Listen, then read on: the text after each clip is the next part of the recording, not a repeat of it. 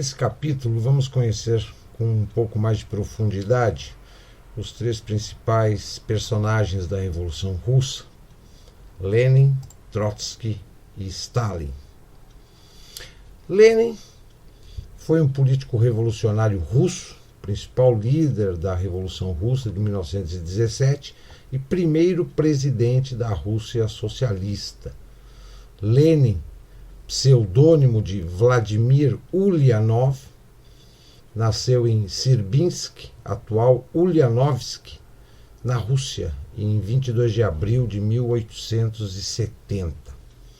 Desde a adolescência, Lenin conviveu com as ideologias políticas de seu irmão Alexandre Ulyanov, que integrava a organização Vontade do Povo, em São Petersburgo. Em 1887, a organização foi acusada de tentar assassinar o czar Alexandre III e Ulyanov foi preso e condenado à morte. Nesse mesmo ano, Lenin mudou-se para a cidade de Kazan, onde ingressou na Faculdade de Direito. A partir de 1888, passou a se dedicar ao movimento anticzarista, que se organizava clandestinamente em São Petersburgo. Nessa época, o regime czarista reprimia todo tipo de oposição. A Okrama, a polícia política do czar, controlava o ensino secundário, as universidades, a imprensa e os tribunais. Milhares de pessoas eram enviadas para o exílio na Sibéria.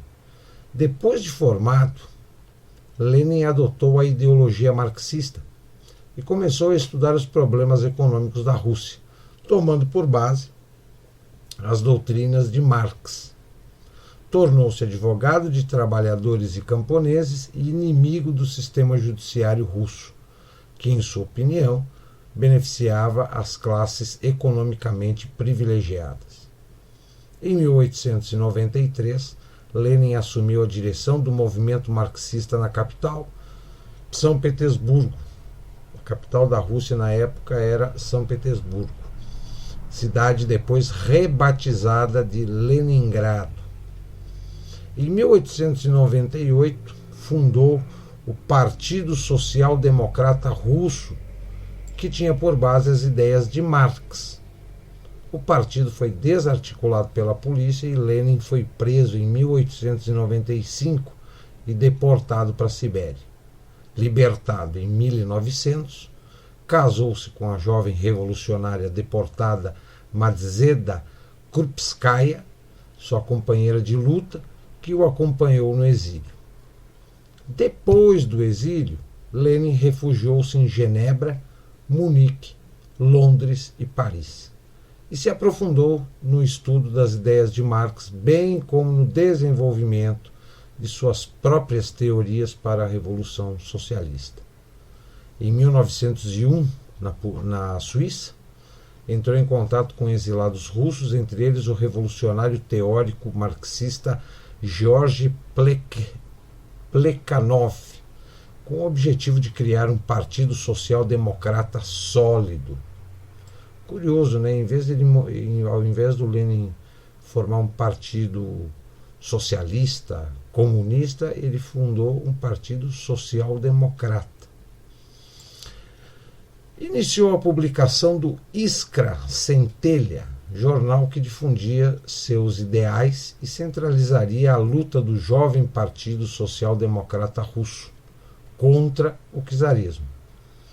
O jornal entrava clandestinamente na Rússia. Em 1903, a tese do partido foi discutida em um congresso realizado em Londres, mas as divergências surgidas levaram a uma divisão dentro do próprio partido. O partido bolchevique, liderado por Lenin, acreditava que as mudanças na Rússia deveriam acontecer através de uma revolução imediata. A força motora da revolução seriam os operários das cidades e os camponeses mais pobres, que terminariam por instalar a ditadura do proletariado. E o partido menchevique acreditava que o processo deveria ser mais moderado e que o proletariado deveria ajudar a burguesia a consumar uma revolução liberal que levasse à democracia, para uma segunda fase estabelecer o regime socialista. Em 1905, após a derrota na guerra contra o Japão, a fome e o descontentamento assolaram a Rússia. Para ganhar tempo, o czar promulga a Constituição, convoca a eleição para o parlamento, tornando a Rússia uma monarquia constitucional. Os operários de Petrogrado criam um conselho próprio, o Soviete, sob a presidência de Trotsky, que estava ilegalmente na Rússia. Ainda refugiado, Lenin acompanha a situação e incentiva seus partidários para que participem do Soviet. Ao saber que o líder era Trotsky, Lenin afirma: que importa, ele o merece por seu trabalho. A revolução foi esmagada, mas serviu como marco inicial para a queda do regime. Ainda em 1905, Lenin voltou para a Rússia, conforme eu comentei no capítulo anterior, mas em 1907 foi preso e deportado novamente. Em 1912, o partido bolchevique foi definitivamente constituído. O Lenin, um dos maiores trabalhos do Lenin, além da questão organizacional do Partido Social Democrata, da própria Revolução Russa, né, já que ele foi um dos ponta de lança da Revolução, ele tinha um bom nível intelectual, e dizem, não existe nenhum tipo de prova material que legitime um decálogo que são 10 ações táticas de tomada de poder. Tá? Esse decálogo já circula, não é de hoje que circula na internet, antes ele circulava através de livros, etc., mas não existe uma prova de que realmente foi Lenin que escreveu isso. Mas é dado a ele a autoria. Essas 10 ações táticas de tomada de poder, elas se resumem da seguinte forma. A primeira ação tática é corromper a juventude e dar-lhe liberdade sexual. A segunda, infiltrar e depois controlar todos os veículos de comunicação de massa. Terceira, dividir a população em grupos antagônicos, incitando-os a discussões sobre assuntos sociais. Ou seja, no momento que se divide a população em grupos, o Lenin ele usa da tática napoleônica, né? Dividir para conquistar. Uma sociedade dividida fica mais fácil para dominá-la e controlar. A quarta ação é fale sempre sobre democracia e em Estado de Direito, mas tão logo haja oportunidade, assuma o poder sem nenhum escrúpulo. A quinta ação de tomada de poder é esbanjamento do dinheiro público. A sexta, coloque em descrédito a imagem do país, especialmente no exterior, e provoque o pânico e o desassossego na população por meio da inflação. Promova greves, mesmo ilegais, nas indústrias vitais do país. A oitava ação, promova distúrbios e contribua para que as autoridades constituídas não as coíbam. A nona e penúltima ação tática de tomada de poder, contribua para a derrocada dos valores morais, da honestidade e da crença nas promessas dos governantes. Nossos parlamentares infiltrados nos partidos democráticos devem acusar os não comunistas, obrigando-os sem pena de expô-los ao ridículo, a votar somente no que for de interesse da causa socialista. E 10ª ação tática de tomada de poder, e última, procure catalogar todos aqueles que possuam armas de fogo para que elas sejam confiscadas no momento oportuno, tornando impossível qualquer resistência à causa socialista. Pois bem, no momento que a gente lê esse decálogo, dada a autoria a Lênin, e a gente observar a realidade brasileira, os 10 pontos de tomada de poder já foram aplicados. Isso é muito preocupante. Muito preocupante. Se foi Lênin ou não foi que escreveu essas 10 táticas de tomada de poder, isso não importa. A essa altura do campeonato, o que importa é que as 10 já foram literalmente colocadas em prática. Ou colocadas ou estão colocando em prática. Isso que é o mais preocupante. O governo russo desembolsará neste ano 13 milhões de rublos, cerca de 690 mil reais, para a conservação da múmia de Lenin, cujo corpo embalsamado está em exposição em um mausoléu na Praça Vermelha de Moscou desde 1924. O órgão público responsável pelo mausoléu de Lenin divulgou o gasto com o trabalho biomédico de conservação do corpo de Lenin para que pareça como se estivesse vivo, mas não revelou o nome da empresa que realiza o trabalho.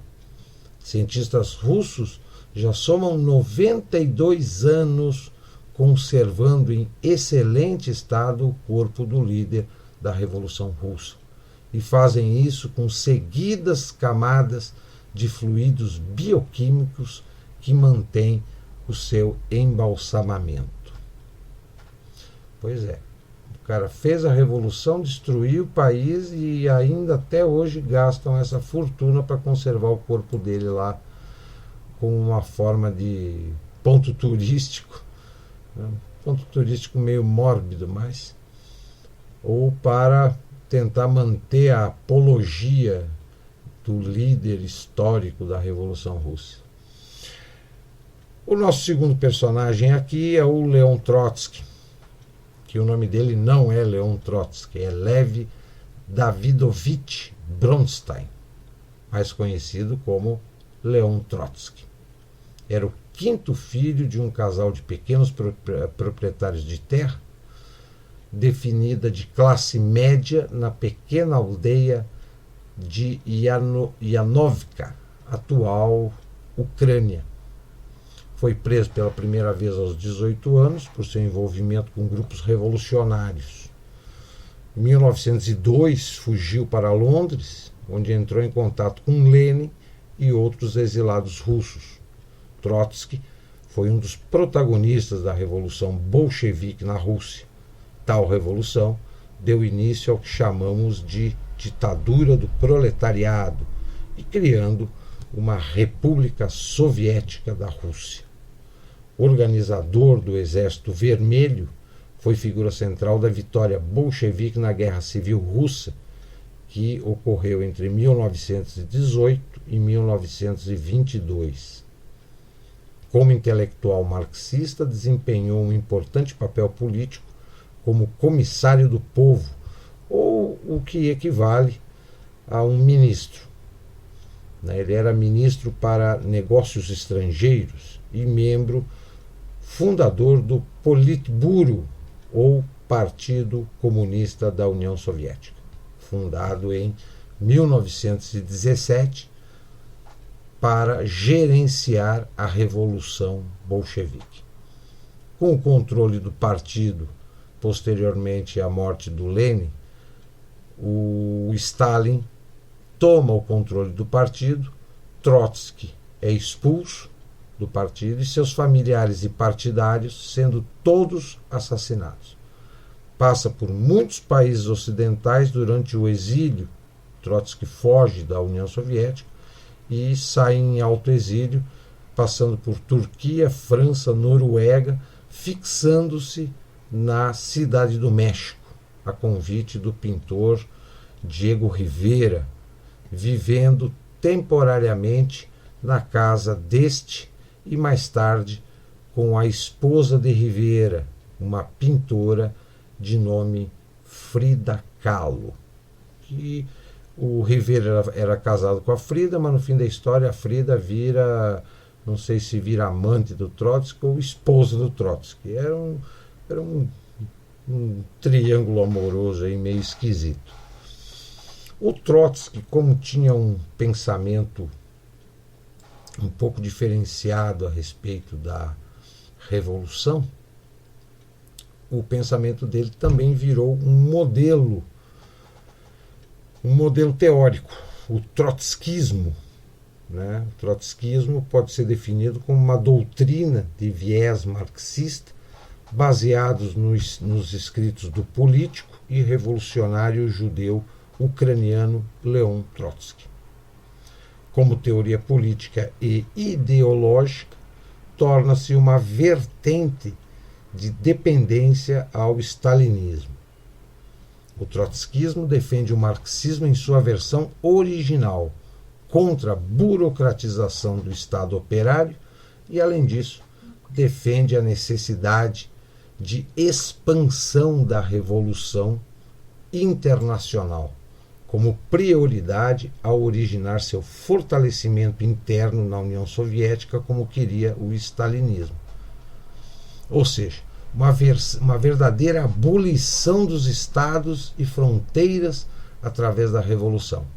Mais adiante, Trotsky defende uma teoria da revolução permanente como ponto necessário para todo o esforço internacional. Ao contrário, Stalin e seus partidários, né, defendiam a tese da revolução em um só país.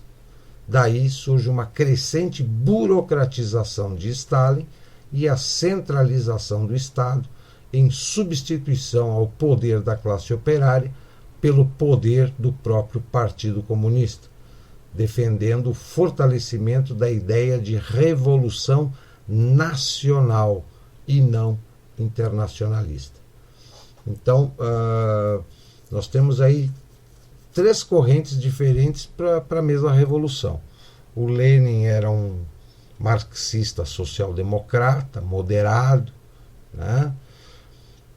O Trotsky já tinha uma certa megalomania teórica, porque queria levar o comunismo para todos os países e, através de uma revolução permanente, todos os países assumiriam esse modelo político e acabariam as fronteiras. Ninguém mais seria russo, alemão, francês, todo mundo seria socialista, né?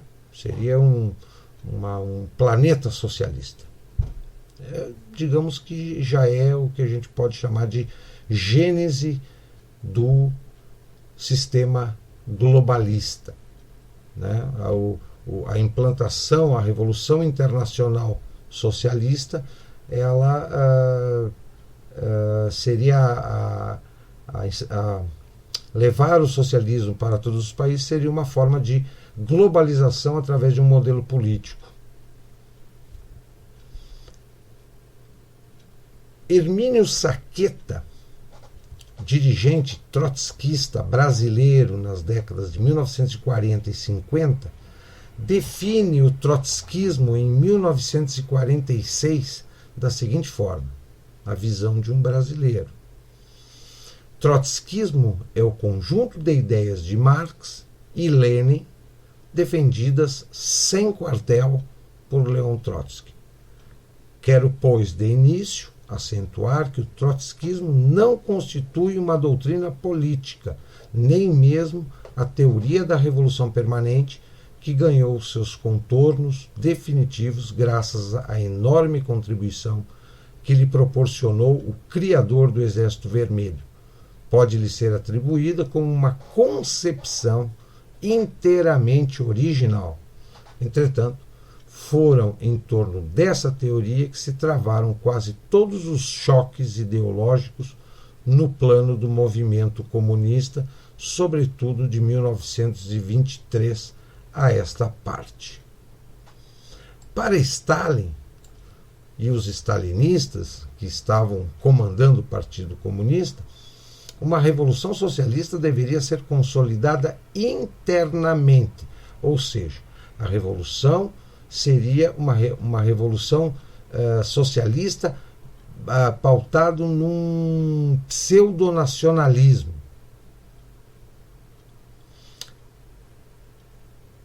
Pois o país estava internacionalmente isolado pelo fracasso de revolucionárias em outros países e pela hostilidade do mundo capitalista. Ou seja, o Trotsky queria levar o socialismo para todos os planetas, para todos os países do planeta. Revolução permanente. O Stalin viu que a União Soviética não era bem vista pelos demais países, ou seja, seria uma guerra permanente e um choque revolucionário permanente mundo afora. Não havia uma aceitação dos países nesse momento capitalistas. Segundo Stalin, caso fosse assegurado a independência russa pelo desenvolvimento da indústria pesada, o país poderia sozinho construir uma sociedade socialista. Essa é a tese da construção do socialismo em um só país. Após a morte de Lenin e Stalin, vencer o triunvirato que governava a União Soviética, consolidando-se como líder, passou a perseguir Trotsky e seus partidários, o qual este foi finalmente expulso da União Soviética em 1929, passando a conspirar contra Stalin de fora da União Soviética para a queda e oposição de Stalin. O expurgo contra o trotskismo internacionalista se inicia com mais afinco nos anos 1930. Muitos dissidentes do trotskismo pelo mundo, como Bruno Ricci na Itália, Max Shetman nos Estados Unidos, Tony Cliff na Inglaterra, Cornelius Castoriadis na França e muitos outros, criticaram a tese da Revolução Nacional Socialista, em vez da internacional proposta por Trotsky, argumentando que os burocratas eram para todos os efeitos como se fossem os donos dos meios de produção, pois eram os donos do Estado e, portanto, da economia, resultando que já não teriam necessidade de restaurar o capitalismo, pois ele, em seu modelo, já existiria com outro nome. Ademais, essa sempre foi a prática do marxismo, no fim das contas. Curiosamente, alguns trotskistas norte-americanos que seguiam esta linha acabaram saltando da esquerda para a direita, dando origem ao movimento neoconservador. Os trotskistas passam a chamar a si mesmos de neoconservadores ou novos conservadores. Os neocons de hoje descendem em linha direta de intelectuais e militantes trotskistas de esquerda da Rússia e da Europa Oriental, que se refugiaram nos Estados Unidos nas décadas de 20 e 30. Então, falar que são novos conservadores não é lá algo muito positivo, sem conhecer quem realmente são os neoconservadores, os neocons da contemporaneidade. O nosso terceiro e último personagem relevante da Revolução Russa, Stalin. O nome dele não era Stalin, era Joseph Jugashvili. Joseph Djugashvili. Nasceu em 18 de dezembro de 1878 e não em 21 de dezembro de 1879, a data oficial. Ele nasceu um ano antes, mas foi registrado um ano depois. Numa cabana da cidade de Gori, na Geórgia, uma província no Cáucaso, mais próxima de Bagdá que de São Petersburgo, então a capital do Império dos Czares. Desde menino, Stalin evitava encontros com o pai, um sapateiro que vivia bêbado, espancava a esposa e castigava o filho com socos na orelha. Com o apoio da mãe, estudou por 10 anos num seminário jesuíta, mas ainda muito novo converteu-se aos ideais marxistas que sopravam principalmente da Alemanha. Adotou o nome de Koba, herói do romance O Parricida, de Alexander Kazbegi, escritor georgiano muito popular nessa época. E trocou a Bíblia e os ensinamentos jesuítas pela Bíblia da Revolução. Ainda na adolescência, teve seu único emprego formal como assistente no Instituto Meteorológico de Tiflis. Aos 19 anos, já vivia na clandestinidade e trabalhava para o Partido Comunista local. Sua principal missão era obter passaportes falsos, mas chegou a participar de roubos aos carregamentos de dinheiro do governo czarista. Foi preso 7 vezes, mas sempre conseguiu escapar da prisão e voltar do exílio.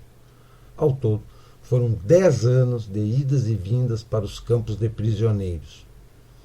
Esses períodos foram importantes para a formação política de Stalin. Ou seja, tudo que ele aprendeu de política, ele aprendeu na cadeia. Como eram vigiados apenas parte do tempo e não eram obrigados a trabalhar ou se apresentar às autoridades, os revolucionários podiam se reunir à vontade, ler e se corresponder com os camaradas em São Petersburgo e no exterior. Nessa época, teria travado o primeiro contato com Lenin, o líder dos bolcheviques, a ala mais radical do Partido Comunista. A outra, moderada, era chamada Menshevik. Foi um encontro postal, relataria o próprio Stalin em 1924, sem ligar para o aparente paradoxo. Segundo sua versão, na correspondência, Lenin explicitava a Stalin todos os planos revolucionários do partido. Se fossem verdadeiras, as cartas de Lenin colocariam Stalin no centro dos acontecimentos, não como um subordinado, mas como um seguidor de primeira hora, um confidente íntimo do grande líder revolucionário bolchevique. Certamente seriam ótimas credenciais para quem quisesse sucedê-lo. Nenhuma dessas cartas, no entanto, sobreviveu.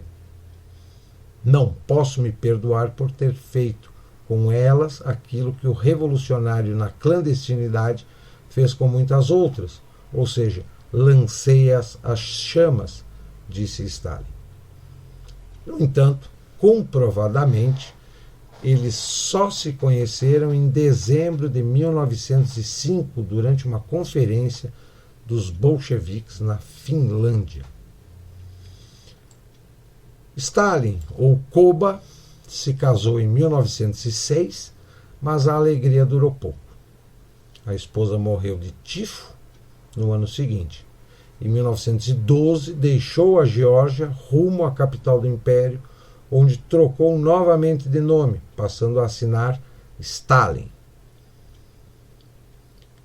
O significado da palavra Stalin quer dizer homem de aço. Em 1914, quando estourou a Primeira Guerra Mundial, foi julgado incapaz para o serviço militar. Tinha o pé esquerdo defeituoso e o braço esquerdo mais curto que o direito. O destino de Stalin mudaria, como o de toda a Rússia, em 1917. Em fevereiro, enfraquecido pelas revoltas populares de 1905 e pela perda de quase 7 milhões de homens na guerra, o czar Nicolau renuncia. A ascensão do moderado Alexander Kerensky ao poder não conteve a insatisfação geral. E em outubro, Lenin e os bolcheviques finalmente chegam ao poder. O papel de Stalin na Revolução de Outubro foi quase burocrático. Ele se limitou a passar as instruções do Comitê Central aos órgãos revolucionários. Não há qualquer evidência de sua participação nos combates, na organização dos destacamentos armados ou nas visitas aos navios e fábricas com o intuito de incitar as massas. Ele permaneceu no quartel-general certamente no palco central dos acontecimentos, mas sempre como um figurante. Sua ascensão ao centro do poder começou durante a Guerra Civil, entre 1918 e 1921, que opôs o Exército Vermelho, liderado por Leon Trotsky, aos chamados russos brancos, apoiados pela Inglaterra, França e Estados Unidos, causando mais estragos que os combates. No entanto, era a fome a grande vilã daqueles dias. Stalin foi designado como chefe da distribuição de alimentos. Era nessa época um interlocutor frequente de Lenin, mas esse o considerava não muito mais que um executor confiável. Foi dentro da estrutura burocrática do partido que Stalin começou uma rápida escalada ao poder. Foi comissário das nacionalidades e comissário do controle do Estado, membro do Conselho de Defesa e membro do Orgburo, órgão responsável por checar os trabalhos das comissões do partido. E, finalmente, membro do Politburo, escritório político do partido, por onde passavam todas as decisões importantes. Stalin se revelou um bom administrador nas funções que ocupou e utilizou cada uma delas para conquistar apoio de seus pares. Além disso, durante a Guerra Civil, esteve à frente dos organismos que dotaram o Estado das ferramentas de controle e punição dos adversários. Em 1922, seus camaradas sabiam que ele não era simplesmente um executor dedicado, mas um especialista nas chamadas medidas extraordinárias ou administrativas, dois eufemismos para as ações de repressão. Subestimado pelos camaradas, Trotsky, por exemplo, chamava Stalin de medíocre. Stalin aproveitou as disputas internas e a recusa geral da ideia de liderança coletiva. Além do apoio formal, mas verdadeiro, de Lenin, ele contava com Lev Kamenev e Grigori Zinoviev, membros do Politburo, para lançar o conceito de segundo líder, ou seja, aquele que estava e estaria para sempre comprometido com as ideias do primeiro, no caso, Lenin.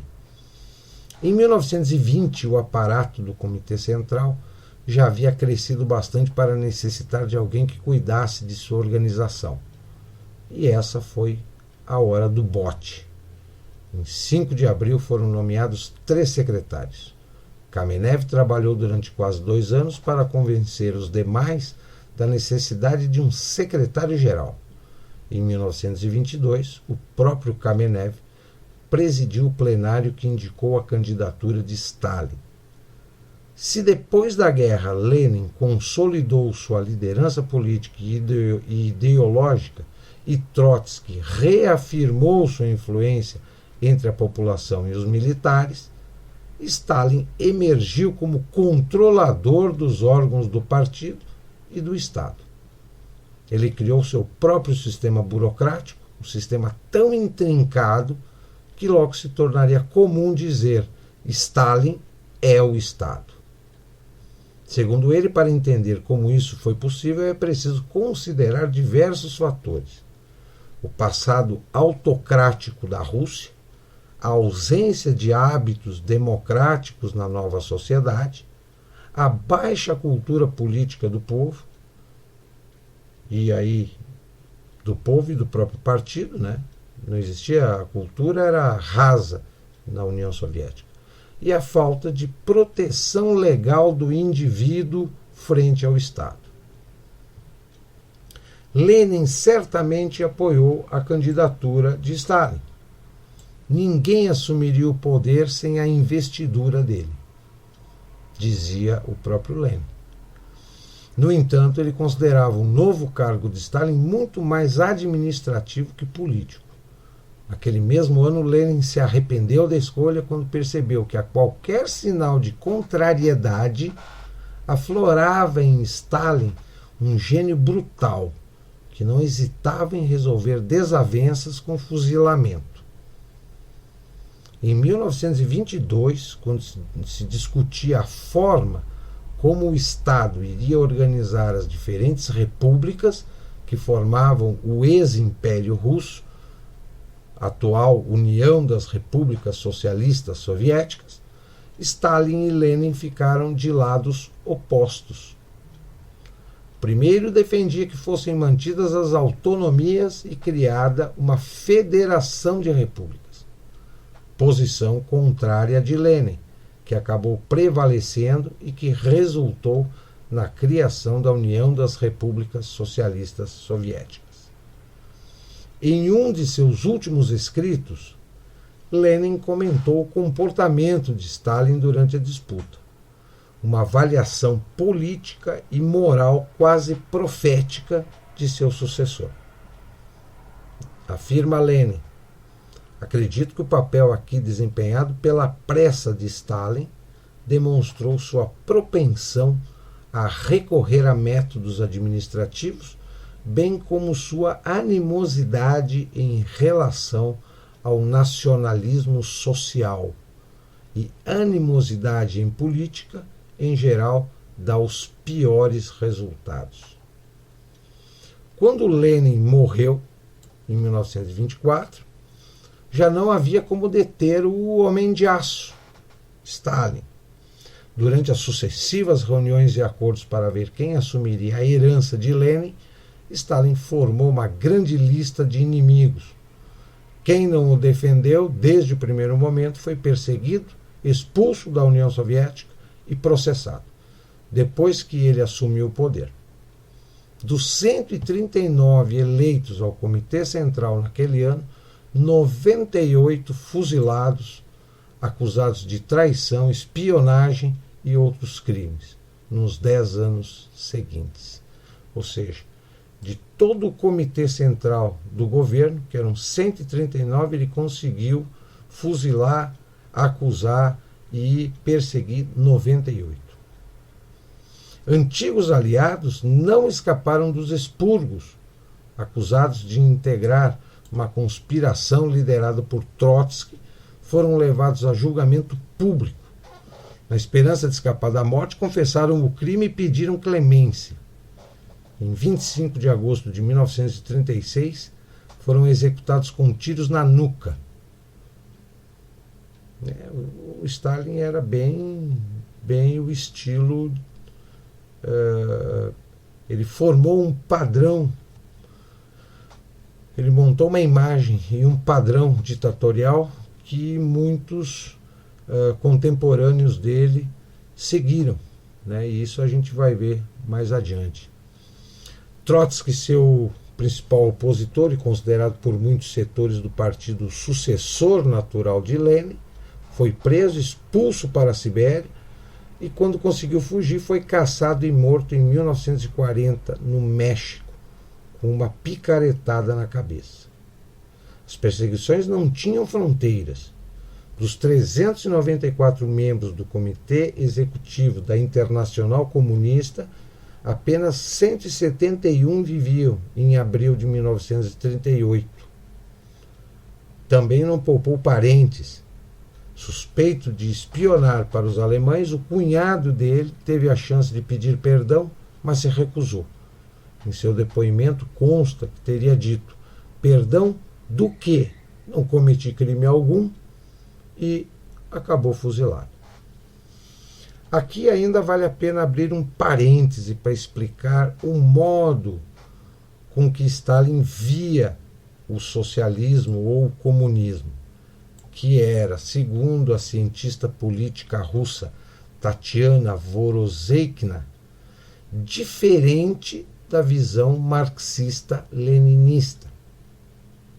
Stalin acreditava mais no Estado que no partido, mais na força que na ideologia. Promoveu uma incrível centralização de poder e o sentimento nacionalista. Do ponto de vista econômico, Lenin acreditava que o socialismo seria fruto de um acordo entre camponeses e operários, uma união cujos termos explicitou com a nova política econômica. Nela havia alguma liberdade de comércio, produção e espaço para ações democráticas entre os dois grupos. Stalin acabou com a nova política econômica de Lenin e achava que democracia era obedecer às determinações do partido, ou seja, dele próprio. Ditador convicto. Na área política, Lenin defendia a internacionalização da revolução e a solidariedade entre os partidos socialistas de todo o mundo. Stalin não queria saber disso. Ele acreditava na formação de uma nação forte, no comunismo dentro de suas fronteiras. Depois de reprimir e colocar os políticos sob controle, o stalinismo tratou de conquistar as classes trabalhadoras. E para falar com o povo, Stalin colocou em operação uma máquina de propaganda inédita na história. Stalin parecia um deus. Quando criança, eu tinha certeza de que ele era o melhor homem do mundo, afirma a ex-professora de história russa Galina Kuptsova. Ela se recorda: sabíamos de cor os poemas sobre ele, líamos sobre suas decisões inteligentes nos jornais e víamos seu retrato em todo lugar. Amar o país era o mesmo que amar Stalin. Ou seja, o Stalin, além de ditador, ele personificou o Estado na pessoa dele. Acusado de inimigo do povo, o pai da ex-professora Galina foi preso, depois foi mandado ao fronte contra a Alemanha durante a Segunda Guerra. O irmão dela morreu de fome, pois a mãe, mulher de um inimigo do povo, não conseguia trabalho. Quem era inimigo do povo era inimigo do Estado, e então não conseguia trabalho. Automaticamente morria de fome. Mas eu não podia entender que Stalin era culpado de nossa dor. Quando ele morreu, chorei como todo mundo, afirma a ex-professora russa Galina Kuptsova. O Stalin, alguns livros falam isso, mas não existe uma comprovação, né, muito forte. Mas onde tem fumaça tem fogo. Dizem que o Stalin, quando chegou ao poder burocrático, né, estava ali muito próximo do Stalin, à beira de suceder o Stalin, foram puxar a ficha dele e lá constava que ele tinha 200 homicídios nas costas. O Lenin resolvia todos os problemas dele matando seus inimigos. E posteriormente existem algumas teorias e algumas versões que dizem que o Lenin foi morto a mando do Stalin para ele assumir o poder. Ele não matou com arma de fogo, mas uma tática que foi utilizada foi a da injeção de água. Deram uma injeção de água no Lenin, ele morreu, virou um mito, né? O Lenin acabou sendo o mito da revolução, né? E o Stalin ascendeu com um apoio total e absoluto né? Então ele soube usar a morte, ele soube promover a morte do Lenin, né? Criar um mito revolucionário, tanto que até hoje está lá o mausoléu dele com o corpo lá sendo conservado como o mito histórico da Rússia. O Deus socialista não era conhecido pela inteligência. Stalin não era lá muito inteligente, mas ele era muito prático. Nem era bom de oratória. Desconhece-se qualquer coisa relevante que tenha escrito. Apesar disso, era o editor supremo do jornal Pravda, onde ele escrevia artigos que invariavelmente terminavam com a frase, abre aspas, tudo isso é certo porque vem do leninismo, fecha aspas. Também gostava de citar Marx. Como não entendia a dialética, convidou o filósofo alemão Jean Steen para ser seu professor particular. Tinha aula 2 vezes por semana, mas de vez em quando se enfurecia com tanta abstração. Quem emprega toda essa bobagem na prática? Perguntava Stalin para o seu professor de ciência política. Declarado adulador de Trotsky, Steen, o professor que ele contratou para aprender política marxista, foi executado. Stalin chegou a escrever livros sobre a história do socialismo.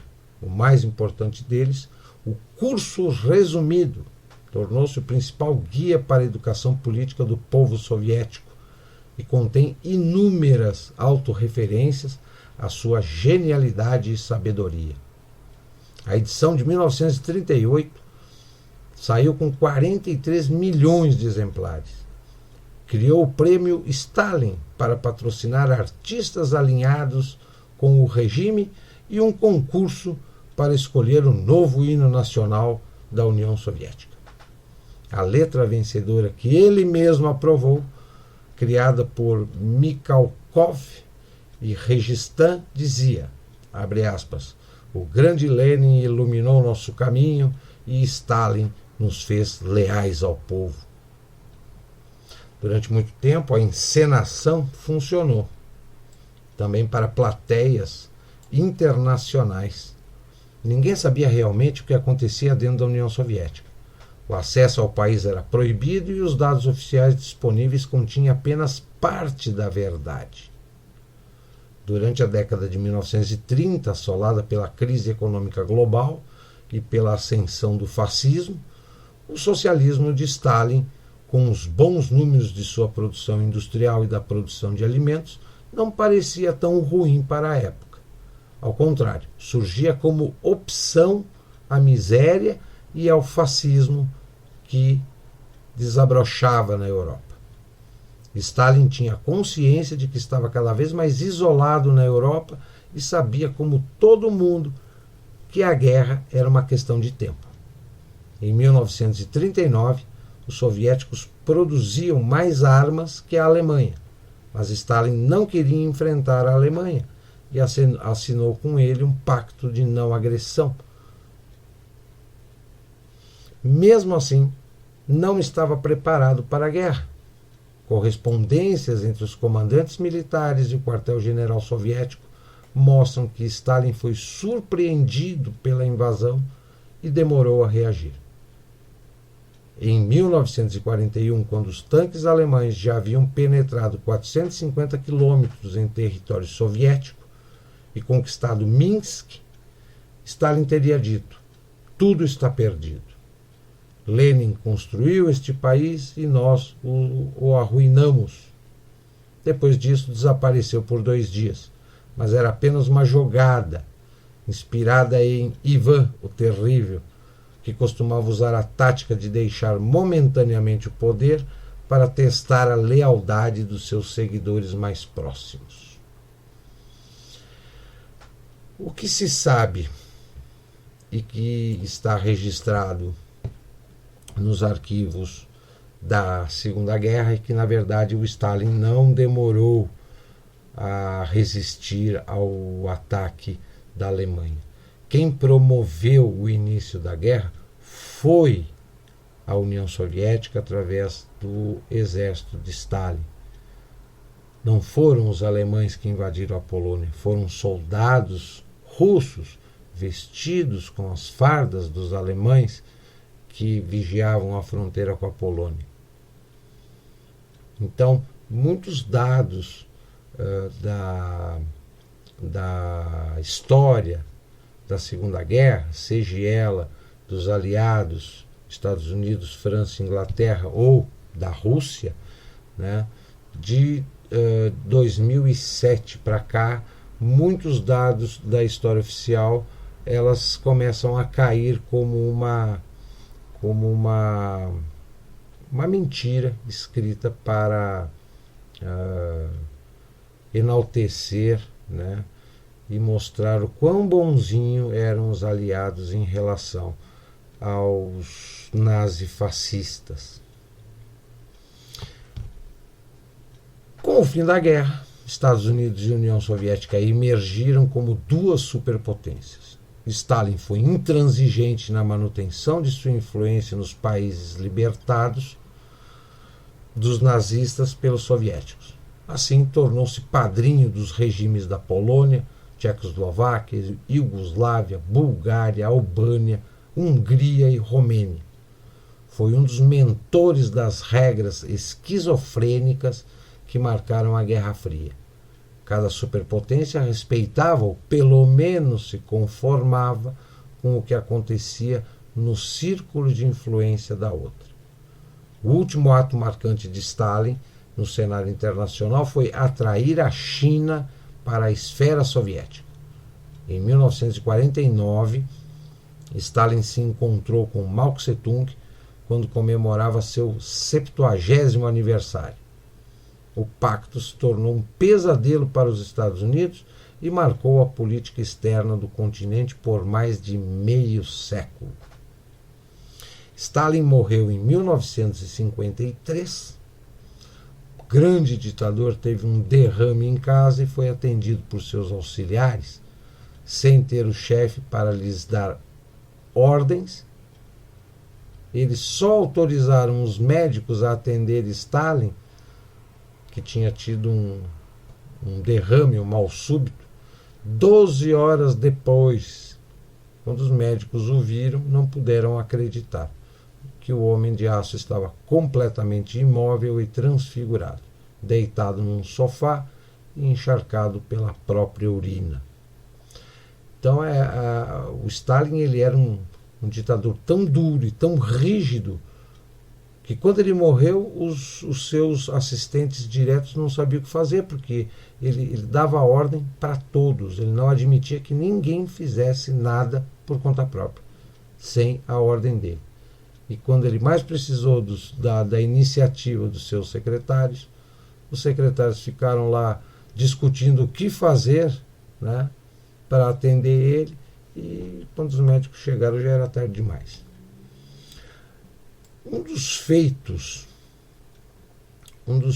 mais incríveis ou mais desumanos promovidos pelo Stalin foi o massacre de Holodomor, que ocorreu na Ucrânia. O Holodomor ucraniano representa a morte de milhões de habitantes de áreas rurais da Ucrânia entre o ano de 1932 e 1933. Em um ano, o Stalin matou milhões de pessoas. Estima-se que em um ano morreram de 1,5 a 7 milhões de ucranianos em um ano, de fome. Holodomor em ucraniano significa morte pela fome e é associado às políticas de coletivização da produção agrícola impostas por Stalin. Os números são imprecisos por conta do controle de informação realizado no período da União Soviética. Dentre controvérsias, estima-se que entre 1 a 7 milhões morreram direta ou indiretamente por causa da fome. A fome que assolou a Ucrânia é considerada por historiadores como genocídio imposto pelo governo stalinista à população para impor a aceitação do regime. O termo genocídio é utilizado por considerar o evento como fome artificial.